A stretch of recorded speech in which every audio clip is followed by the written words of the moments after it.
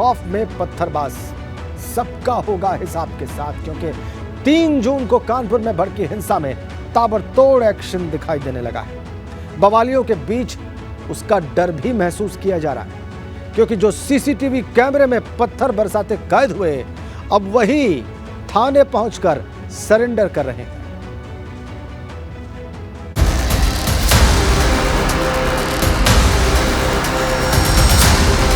दोषियों की शिनाख्त करिए, आइए मिल के करते हैं। अब तक 50 लोग गिरफ्तार हो चुके हैं और भी कुछ लोग हैं जिनकी गिरफ्तारी की जाएगी। ज्यादती की इंतहा, सब्र की इंतहा हो रही है कि ठीक है, हम मरने के लिए निकले, आने सर पे कफन बांध के निकल पड़ेंगे।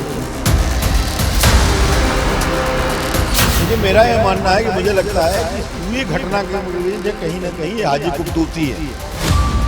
बवालियों पर चला बुलडोजर, काजी को मिर्ची लगी।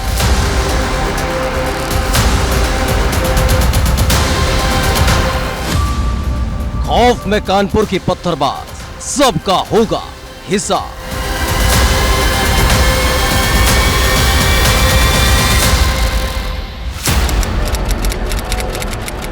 तारीख 3 जून 2022, पथरीली जंग से दहल गया कानपुर।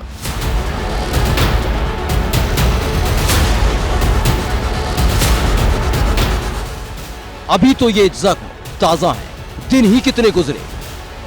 उत्तर प्रदेश को उत्तम प्रदेश बनाने का सपना दिखने वालों के अरमानों पर बवालियों ने पत्थर बरसाए।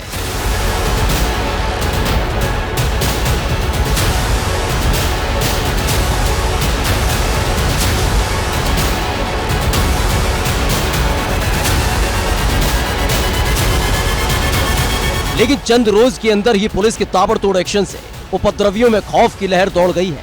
बाजार बंद करवाने के नाम पर बवाल करने वाले जिन हुड़दंगियों ने अंधाधुंध पत्थर बरसाए, आज वो खुद सरेंडर करने के लिए थाने पहुंच रहे हैं। ये नाबालिग है, इसलिए इसका चेहरा दिखा नहीं सकते, लेकिन बता देना जरूरी है, पोस्टर में जिन 40 बवालियों की तस्वीरें हैं, उनमें ये खुद भी शामिल रहा। पर घबराहट में अब खुद कानून के रक्षकों की चौखट तक पहुंच गया। ये कोई आत्मग्लानि या पश्चाताप नहीं है, बल्कि एहसास है कि पुलिस अपना काम जरूर करेगी, क्योंकि इसकी शुरुआत भी हो चुकी है। कानपुर पुलिस ने सोमवार को इस नाबालिग के बड़े भाई और बहनोई को हिरासत में लिया था, जिसके बाद खुद थाने पहुंचकर इसने सरेंडर कर दिया। 5 दिन में पुलिस ने 50 आरोपियों को गिरफ्तार कर लिया है। 6 जून को जारी पोस्टर में मौजूद 40 में से 7 लोगों की पहचान की जा चुकी है।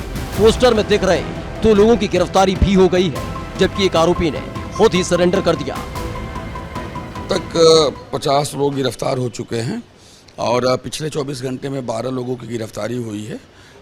कई ऐसे लोग हैं जो एग्जामिन करने के बाद हमने पाया कि उनका इन्वॉल्वमेंट नहीं है, तो हमने उनको जाने भी दिया, क्योंकि पूछताछ करना हमारा काम है और सभी प्रकार की सूचना को लेकर के हम उसका परीक्षण करते हैं। मैं आपके माध्यम से लोगों को भी ये कहना चाहता हूँ कि लोग हमें सहयोग करें। किसी भी निर्दोष को हम किसी भी प्रकार की समस्या नहीं होने देंगे। दोषियों की शिनाख्त करिए, आइए मिल के करते हैं। अब तक 50 लोग गिरफ्तार हो चुके हैं और भी कुछ लोग हैं जिनकी गिरफ्तारी की जाएगी। हैरानी की बात तो ये है कि बवालियों पर एक्शन का बुलडोजर चल रहा है। मिर्ची मजहब के नाम पर भड़काऊ खेल खेलने वाले काजी साहब को लग रही है। ज्यादती की इंतहा, सब्र की इंतहा हो रही है।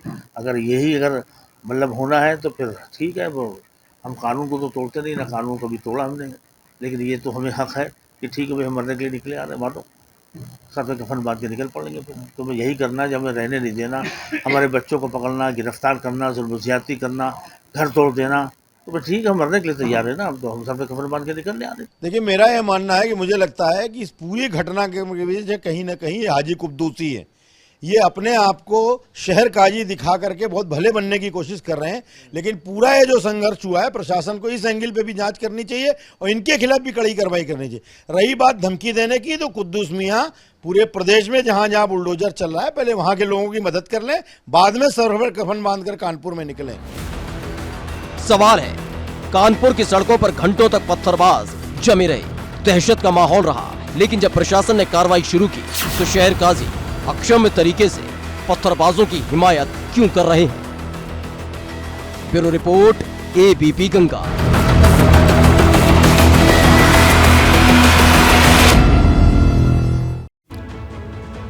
पत्थरबाजों ने जो किया वो अक्षम्य है।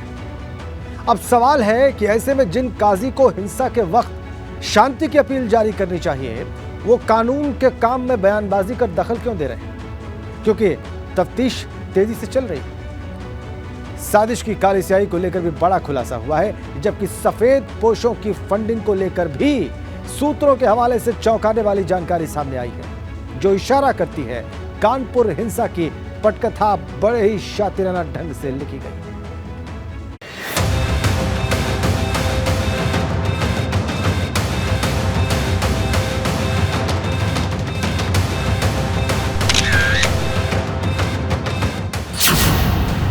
साजिश की काली स्याही, बवालियों ने आग लगाई।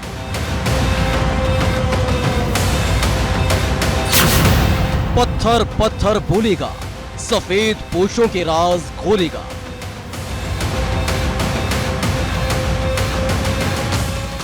इस अक्षम्य मंजर का पूरा सच सामने आना जरूरी है, इसलिए नए और बड़े खुलासे लगातार हो रहे हैं।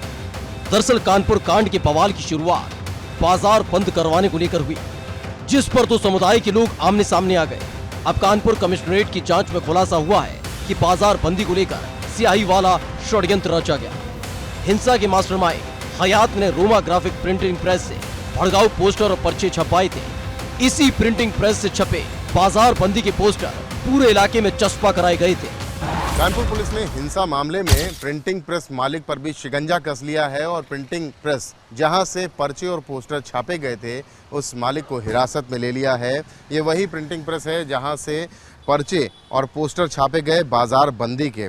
प्रेस मालिक पर नियम विरुद्ध पर्चे छापने का आरोप लगा है और पुलिस ने प्रेस मालिक को भी आरोपी बना दिया है। इसके साथ ही उसे हिरासत में ले लिया गया। बाजार बंदी के पोस्टर पर्चे रोमा प्रिंटिंग प्रेस ब्रह्मनगर से छापे गए थे और इस वक्त हम वहीं पर मौजूद हैं। हयात जो मास्टरमाइंड है हिंसा मामले का, हयात जफर हाशमी के जो करीबी हैं सूफियान, मोहम्मद सूफियान और जावेद ने प्रिंटिंग प्रेस पहुंचकर पर्चे और पोस्टर छपवाए थे। नियमों को ताक पर रखकर पोस्टर और पर्चे छापने के आरोप में प्रिंटिंग प्रेस के मालिक पर भी कानून का शिकंजा कसा जा चुका है। एक ही आदमी आया था जिसको जफर बता रहे लोग। क्या कह रहे थे जफर आपसे?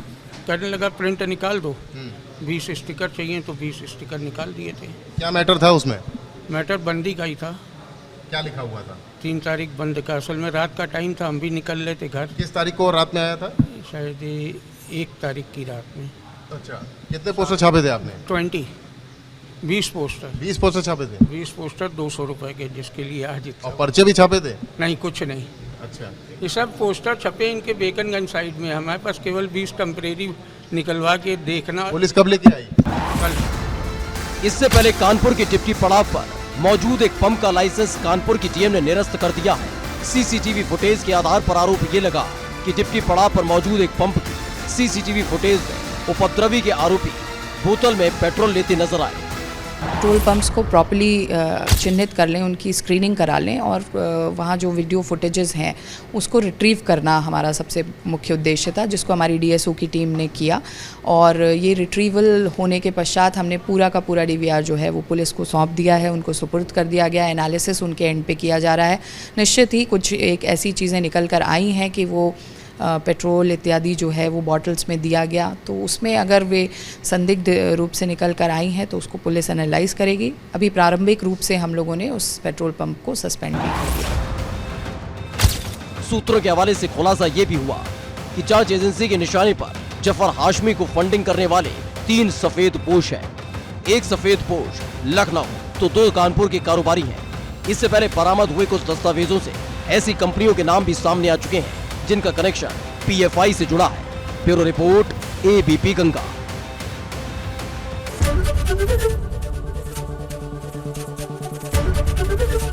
एबीपी गंगा, खबर आपकी, जुबान आपकी।